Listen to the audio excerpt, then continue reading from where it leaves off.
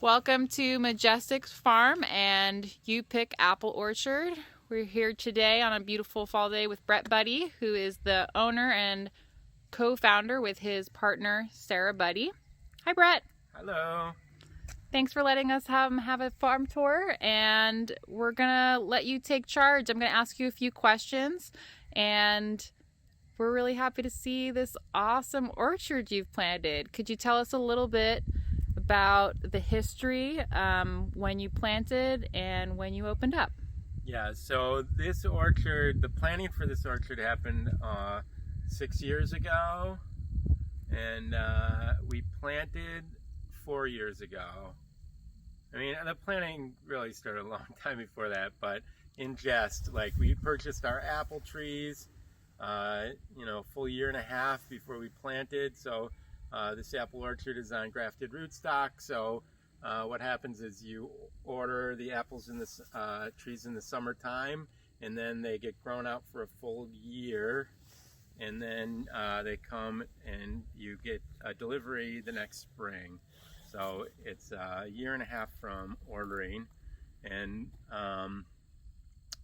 we planted 4 years ago. This is called a high density apple orchard, which means that the trees are planted close together. You get it's on a trellis. We have irrigation, and you get high early yields with a system like this. About how many years from planting to your first crop that you harvested? We opened our U-Pick our third year, and we're in our fourth year right now. And as you can see, there's a decent yield on these trees. We did have a frost this year, several of them, and so some of these trees look really heavy, but others only have 3 or 4 apples on them. So we're sort of at I'd say this year we had maybe like a 40% of a crop. Okay. Do you do anything to mitigate? I know that the frost in the spring has been a frequent issue the last few years, and I've also seen some other orchards start fires in their fields. Yeah, we were going to do that. The problem is, none of this stuff really works unless it's super calm out. Like, it needs to be the wind needs to be somewhere under 7 to 10 miles an hour for any of those things to be successful. Interesting. And all 3 of the 4 frost events we had, the wind was blowing well above that. So I actually had bought some wood, and I was gonna set fires in the field. I think after the orchard is mature, it will make sense to buy some frost prevention machinery, because this is almost all going retail. It's considered a high value crop, and it makes sense, even though it's a pretty small orchard, to really put some money into frost protection. And you may have said this, but how many acres do you have in the orchard right now? We're 3 3/4 of an acre. Great. So, and that's we planted 2,500 trees. Our spacing on most of the varieties is 3 feet, and they will get, I'll stop tying them up at 9 feet, so they'll be somewhere between 9 and 10 feet tall. Awesome. And, you can see these trees are 5'6", so they're almost half grown, but they have a lot of branching out to do. Cool.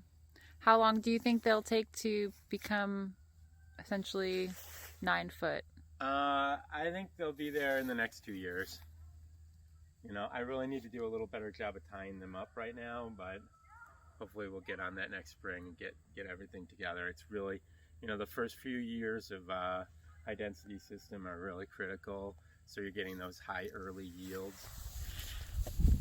What is the total variety that you have in terms of apples? I have 12 varieties right now. I'm phasing out, I planted one variety 250 trees of this one variety, and they're just not appropriate for the orchard. Okay. And I can tell by the way they are having disease problems and stuff like that we're going to have to phase those out. I mean, if you want to see, you can see where I grafted some trees over. I can take you over and see that. That's pretty cool. These trees were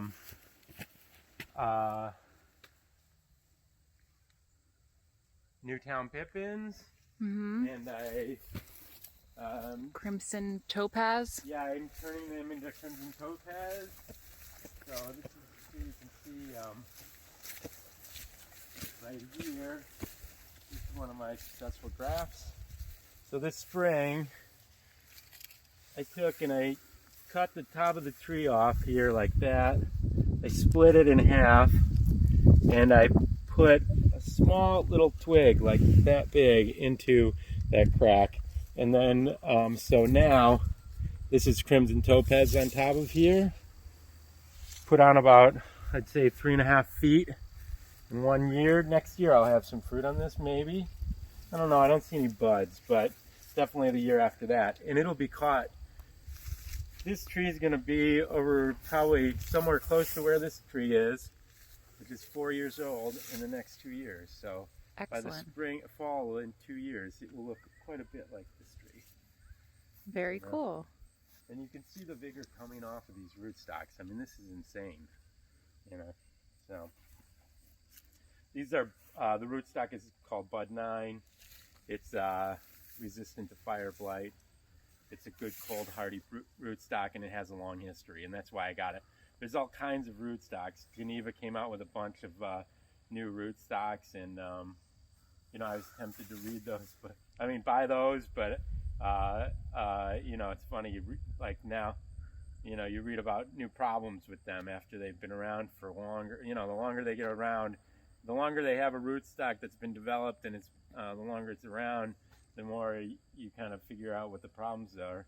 You know, they so that makes sense. Best practices arise. Older, you know, I picked a tried and true, which was some great advice. I got all these trees from Waffler's nursery, and I was talking to him about the rootstocks at the time, and he's like, let the big guys mess around with those new rootstocks. And I really felt like he steered me right on that one, because like a year and a half later, I read some article about the rootstock I was interested in, and you know, it turns out there's some minor problems with it, but you know, that's just something I don't need. That's great advice. Yeah, I think there's a lot of experimentation to do, but a lot of universities and places like that can take some of that risk on, more so than a smaller farm. Definitely. I agree. 100%. At the farm, we have a diversified farming operation. First of all, our apples are organic, which I have not yet mentioned. So we have the organic you-pick apples. We have we also raise pork and chicken, and we sell at farmers markets, the Rock Hill Farmers Market, and other farmers markets in Westchester, as well as off the farm. So since COVID, we've set up a shopping cart online at majesticfarm.com, and people order meat on there. You can pay with a credit card online or pay with cash at pickup, and pick up from us at the farm. So we have camping opportunities on the farm. We have tiny houses. I don't know if you can see that one. These sweet little A-frames and fun cabins. So organic, being organic is a kind of certification, and that certification requires that many people think that if you're organic, it means you don't spray your apples, but in fact, you know, I would say that we spray our apples more, but with more friendly materials, because every time it rains, if you're an organic orchardist, you have to spray your materials again, because they're made to wash off and be non-toxic. And so we spray things like elemental copper, elemental sulfur, kaolin clay, which is a main ingredient, and Pepto-Bismol to offend the bugs. And all that stuff is made to wash off. It doesn't stick around. It's not systemic. And it's relatively non-toxic. So that's You know, and conventional orchards, some sprays stick around for weeks at a time, and the residues can be found within the system of the plants and in the nectar, especially, you know, certain chemicals that are bad for bees and things like that. Also, you'll notice we have a lot of weeds growing here. You know, there are some organic herbicides available, but we don't spray them, so you know, our trees are competing with weeds, which is a little different. And you'll notice if you go to a conventional orchard that the trees have nothing growing underneath of them, and that's because they spray herbicides on them. So you know when you come to this orchard that it's clean, and there's none of those products being used here.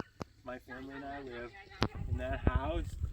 It happens to be 200 feet from this orchard, and we're happy about what we put on these apple trees because it's not going to hurt our family.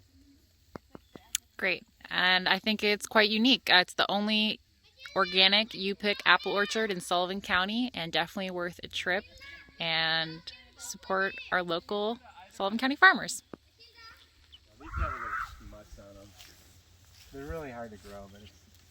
And what variety is this? Apple. This is the